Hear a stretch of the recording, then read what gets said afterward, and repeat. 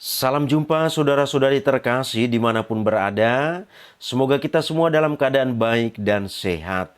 Dan semoga Tuhan yang Maha Baik selalu dan senantiasa menyertai kita. Saudara-saudari, pada sesi ini saya mengajak kita untuk melihat sakramen inisiasi dalam gereja Katolik. Dalam ajaran iman Katolik, sakramen diartikan sebagai tanda keselamatan Allah yang diberikan kepada manusia. Dalam ajaran iman gereja Katolik, kita temukan ada 7 sakramen yang dibagi dalam 3 kategori, yakni pertama sakramen inisiasi, yang kedua sakramen penyembuhan, dan yang ketiga sakramen panggilan. Yang masuk dalam sakramen inisiasi adalah baptis, ekaristi, dan penguatan. Dan yang masuk dalam sakramen penyembuhan adalah tobat dan pengurapan orang sakit. Kemudian yang masuk dalam kategori sakramen panggilan adalah perkawinan dan imamat. Saudara dan saudari, sakramen inisiasi merupakan sakramen wajib yang harus diterima umat Katolik. Sebab sakramen inisiasi meliputi tahap-tahap yang harus diikuti oleh seseorang untuk bisa menjadi warga gereja Katolik. Inisiasi berasal dari kata bahasa Latin inire yang berarti masuk atau memasuki atau bergabung ke dalam suatu kelompok. Dengan inisiasi, keimanan dan tradisi gereja akan melekat serta diterapkan oleh umat beriman dalam kehidupan sehari-hari. Melalui inisiasi juga, Allah menganugerahkan Roh Kudus kepada umat, dan sebaliknya, umat menjadi milik Allah yang sepenuhnya. Saudara-saudari, mari kita lihat satu persatu dari sakramen inisiasi ini. Pertama, sakramen baptis. Sakramen baptis adalah sakramen yang memberikan rahmat pengudusan yang membawa kita kepada kehidupan baru di jiwa kita, yang menjadikan kita anak-anak Allah dan ahli waris kerajaan surga. Sakramen baptis adalah sakramen pertama yang dapat kita terima dan merupakan fondasi dan pintu masuk kepada seluruh kehidupan Kristiani. Melalui baptisan, kita dibebaskan dari dosa dan dilahirkan kembali sebagai anak-anak Allah. Kita menjadi anggota-anggota Kristus dan digabungkan dengan gerejanya dan mengambil bagian dalam misi gereja tersebut. Baptisan ialah sakramen kelahiran kembali melalui air dan dalam sabda Allah. Setelah dibaptis, kita dapat menerima sakramen-sakramen yang lain yang dikehendaki Allah sebagai sarana penyaluran rahmat-Nya yang menghantar kepada keselamatan kekal. Dengan dibaptis, kita digabungkan dengan kematian Kristus. Artinya, mati terhadap dosa untuk dibangkitkan bersama Kristus dan memperoleh hidup baru di dalam Dia. Kehidupan baru tersebut diperoleh karena rahmat yang mengalir dari misteri Paskah Kristus, yakni sengsara, wafat, kebangkitan, dan kenaikannya ke surga. Itu yang pertama, saudara-saudari. Sekarang kita lihat yang kedua, sakramen ekaristi. Sakramen ekaristi adalah sumber dan puncak kehidupan umat Katolik. Sakramen ekaristi mengarahkan umat Katolik untuk melibatkan Tuhan dalam kehidupan sehari-hari.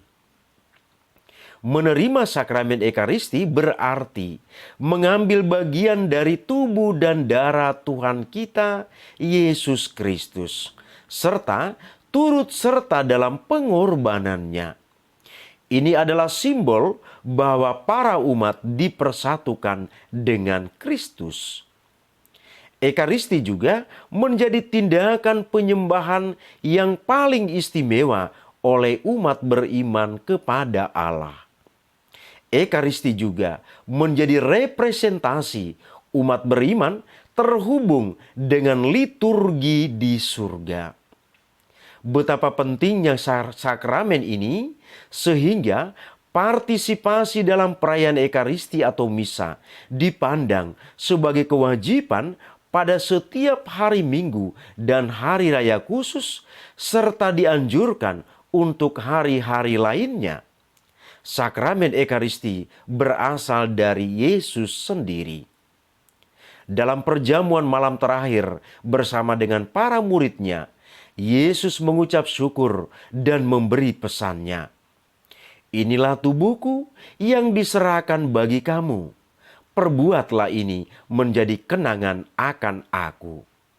Ia juga berkata, cawan ini adalah perjanjian baru oleh darahku yang ditumpahkan bagimu.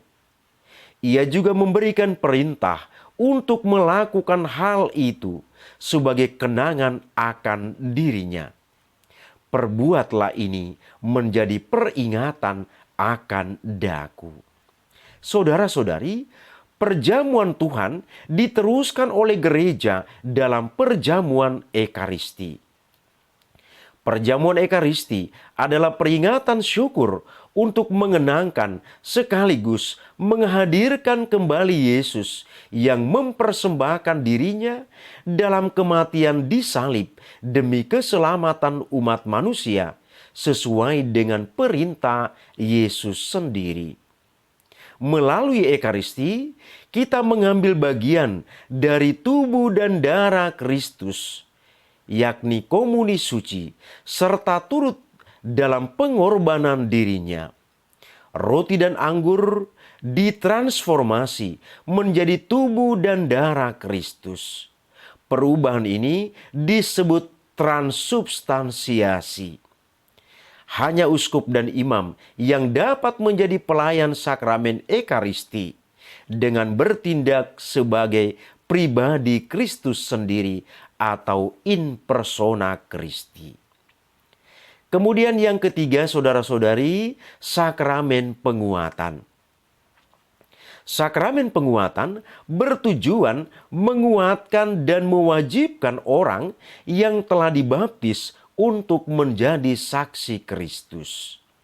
Menerima sakramen ini artinya seorang umat bersedia menyebarkan dan membela iman melalui perkataan dan perbuatannya.